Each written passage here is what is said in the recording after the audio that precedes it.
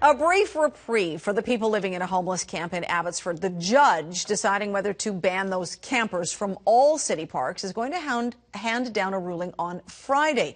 The issue before the courts today as the two sides duke it out. And joining us now is Pastor Ward Draper of 5 and 2 Ministries, our regular guest on this topic. You know, I will let our audience know we made several calls to the mayor of Abbotsford's office today. Bruce Banman not available to join us tonight to discuss this. And it's sad because we need to hear from the city on this case. Everybody was really hoping for a ruling from the judge today. It's been postponed till Friday.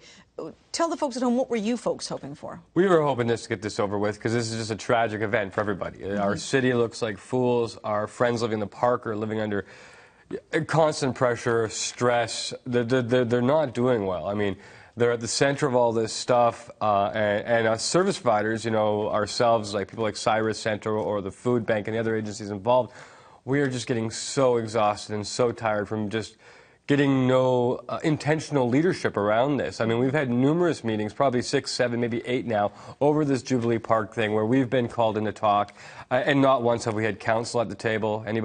Bruce hasn't attended any of these meetings yet. No MPs, no MLAs. Where's the leadership? The people who are elected to look after this kind of thing. You get a sense that Abbotsford's just, when I say Abbotsford, I mean those leaders are frustrated. We had the chicken manure situation. We had the moving people just 50 meters away. So talk to me, because this is 15 to 20 people?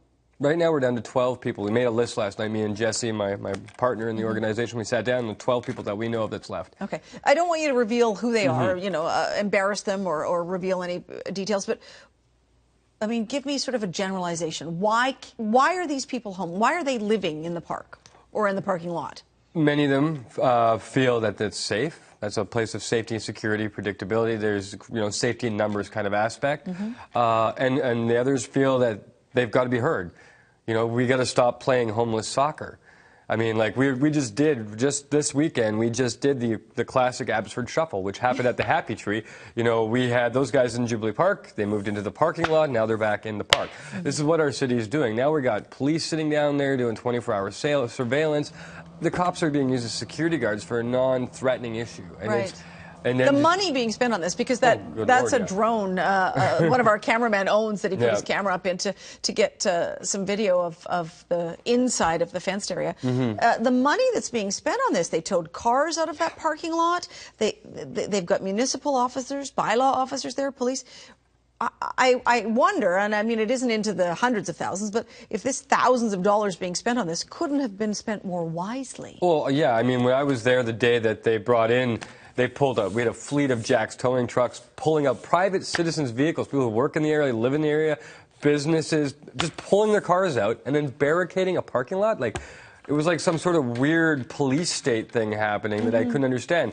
We were hoping to file an FOI, actually, to see what the cost our city's put over the last 6 months in this main soccer tournament that we have been playing with the homeless. I like what you're calling it, because that's exactly what it is. It's like, you know, back and forth and back and forth. I want to play a clip. We've got a clip of, I think it's a woman who is homeless and who's down there, talking about why they are still homeless, why they aren't in some of the beds that are available. Have a listen. They don't really... Are they allowed to have pets there? Probably not. I'm one with a pet. There's no way. Pets. A lot of us have pets, and been told to leave. And as for the Sally Ann, no pets there, right? And that's just a shelter, and that's part of the problem.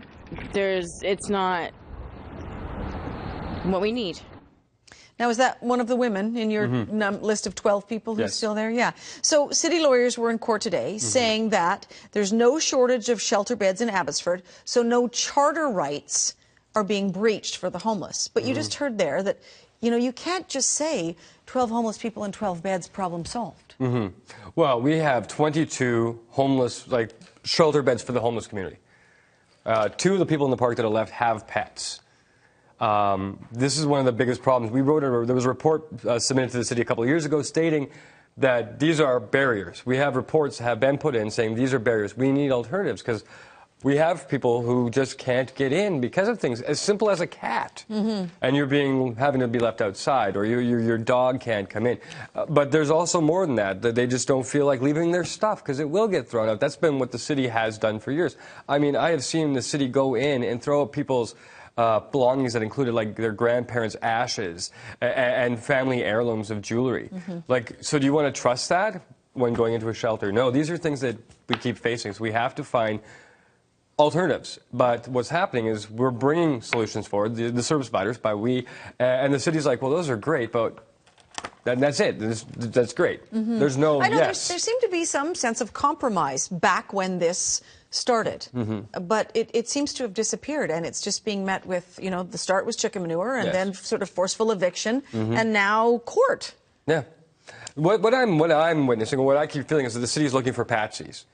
I don't know another way to put it. It's like they're looking for somebody else to put this off on. You know, right now, they're going after using the court as the patsy. Before it was trying to use police or BC Hydro or rails or now we're trying to use the service providers to bail them out of this, or they're trying to get somebody else. But I mean, what we really need is our leadership to show up at these tables. And more than that, we need Fraser Health at the table, because they're not even there. This is another big issue, dealing with addictions, mental health. They're focusing really quite effectively on the downtown east side right now. You know, we just had the big plea a couple months ago from the mayor, the police chief, and lo and behold, the money showed up. Yeah. Maybe it's time to get the provincial government it is. involved. I really think so, because I think Vancouver's right now is about $250+ they're receiving per person, and we're receiving about $79 for mental health. Yeah, all right. Big discrepancy. Pastor Ward Draper, this isn't over yet. No, it isn't. We'll be talking again. Thank you.